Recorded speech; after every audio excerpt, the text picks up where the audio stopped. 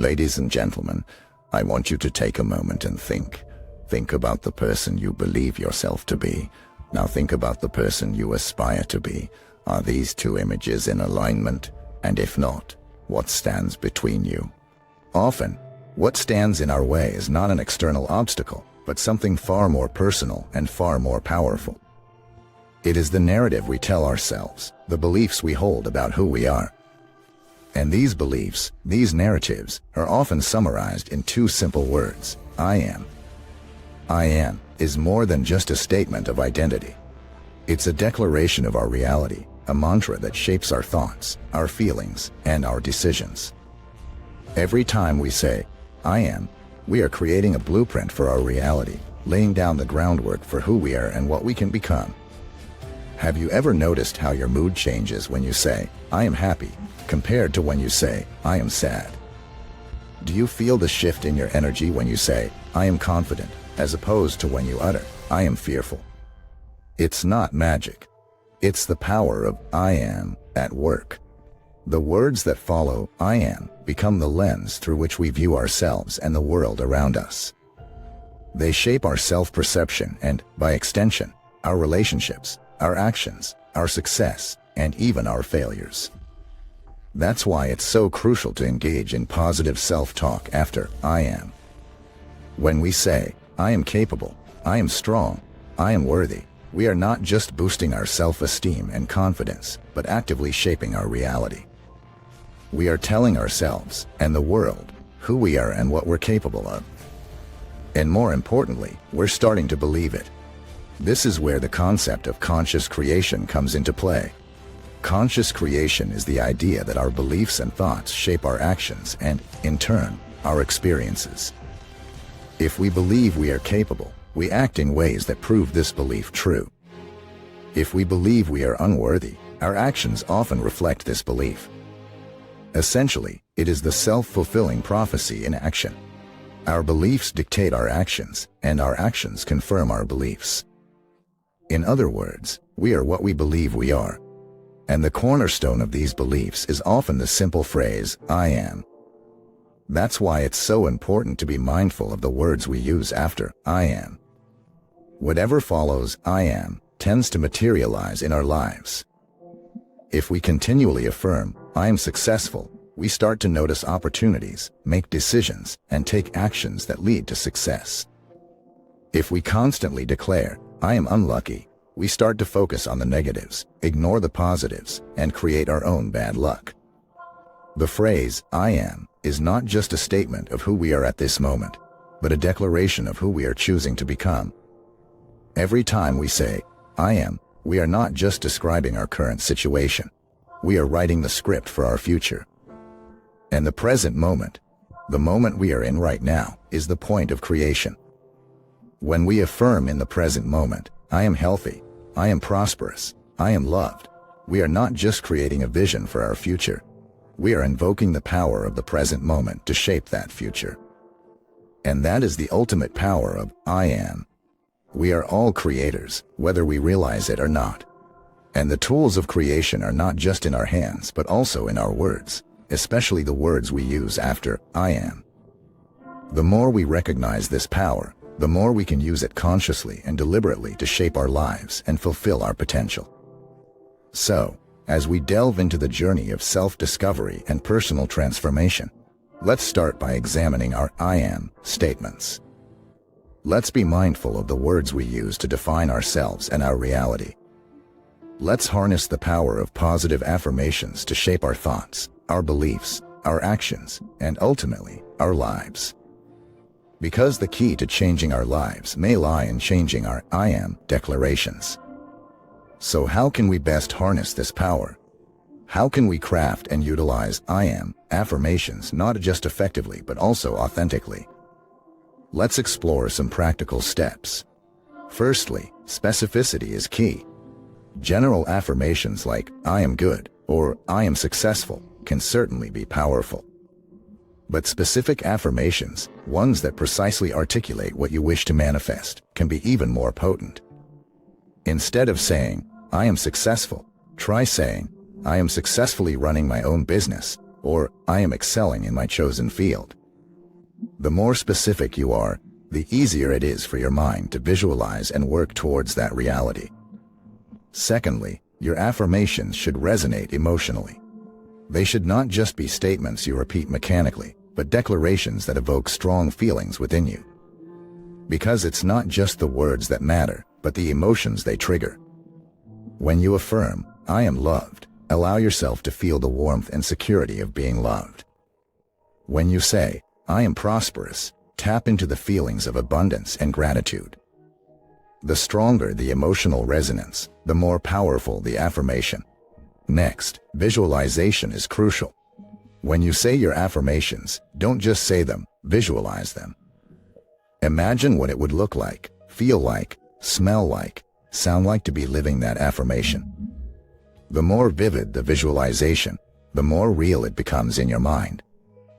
And the more real it becomes in your mind, the more likely it is to become a reality. Lastly, consistency is vital. Affirmations are not a one-time fix. They are a practice, a habit, a way of life. The more consistently you say, visualize, and feel your affirmations, the more deeply they are ingrained in your subconscious mind. And the more deeply they are ingrained in your subconscious mind, the more powerfully they shape your reality. So, let's be specific. Let's be emotionally resonant. Let's visualize, and let's be consistent. Let's make our I am affirmations not just powerful but transformative. Now, for those of you who might be skeptical, thinking this sounds a lot like spellcasting or magic, you're not entirely wrong. The parallels between I am affirmations and the ancient practice of spellcasting are remarkable. Both practices rely on the power of words to manifest changes. Both require clear intention, emotional resonance, visualization, and consistent practice. Both recognize the power of the present moment as the point of creation. In fact, in many ancient cultures, spells were seen as a form of prayer or affirmation, a way of aligning one's will with the universe. And isn't that what we're doing with our I am affirmations? We're aligning our beliefs, our words, and our actions with the reality we wish to manifest. We're tapping into the same power that ancient spellcasters did, the power to shape our reality with our words and intentions. And if you're still skeptical, that's all right. Skepticism is natural, especially when we're talking about something as intangible and abstract as this. But what if I told you that there is scientific backing to all of this? Studies have shown that positive affirmations can indeed lead to changes in the brain, impacting one's emotional and physical health. Neuroscientists have found that affirmations can strengthen the areas of our brains responsible for positive self-valuation, making us more resilient to stress, more optimistic, and more likely to achieve our goals. Furthermore, research in the field of psychoneuroimmunology, the study of how our mind influences our immune system, has found that positive affirmations can enhance our immunity, improve our mood, and even aid in healing. In other words, the phrase, I am, is not just a powerful tool for self-transformation, it could also be a tool for health and healing. What's more, we've not even begun to tap into the full potential of this power. Let's dive a little deeper now. Beyond words, beyond thoughts, there exists a form of communication that connects us not just at a cognitive level, but at an emotional, intuitive, and profoundly spiritual level. Some call it the language of the soul. In essence, it is a form of communication that transcends words. It doesn't rely on verbal expressions but uses emotions, intuition, and a profound inner understanding. It is the language of love, of compassion, of empathy. It is the language of dreams, of hopes, of aspirations. It is the language of the soul, a language that each one of us is born with but often forgets as we grow older. Yet, when we reclaim this language, when we learn to speak it and listen to it again, we tap into a different dimension of our power, a dimension that is beyond the limitations of our physical world.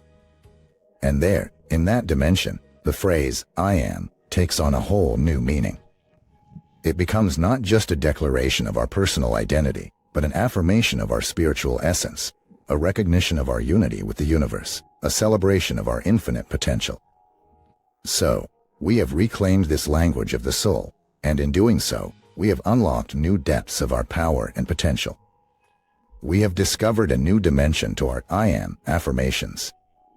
But how do we hold on to this newfound understanding? How do we make it a part of our everyday lives? How do we embrace the power and potential of the phrase, I am? The key is mindfulness. Mindfulness of the words we choose after, I am.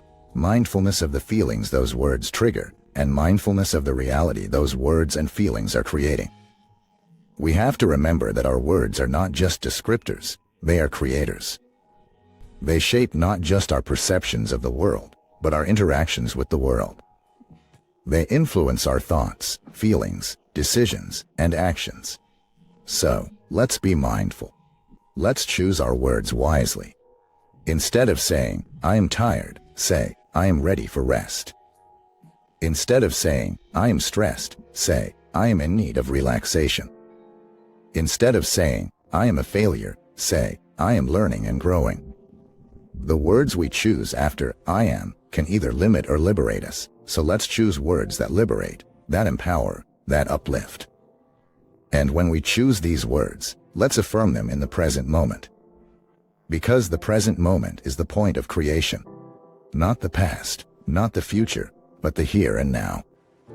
It is in the present moment that we have the power to shape our reality, to influence our thoughts, feelings, and actions. So let's affirm our I am statements in the present.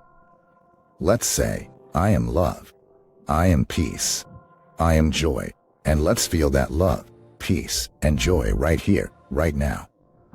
It's incredible, isn't it? The power that these two simple words hold, the power of I am. They can shape our identities, our realities, our experiences. They can influence our thoughts, feelings, decisions, and actions. They can unlock the language of our soul, connect us with our spiritual essence, and align us with our infinite potential. And the most beautiful part is, this power is not reserved for a select few. It's not confined to those who have achieved enlightenment or attained mastery. It's available to each one of us, right here, right now.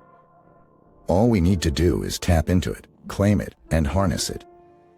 All we need to do is say, I am. So, let's embrace this power.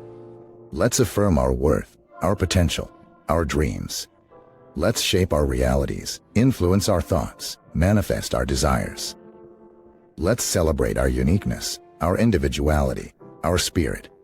Let's speak the language of our soul, connect with our essence, align with the universe. Let's say, I am, and let's become all that we can be. Thank you for joining me on this journey of self-discovery and personal transformation.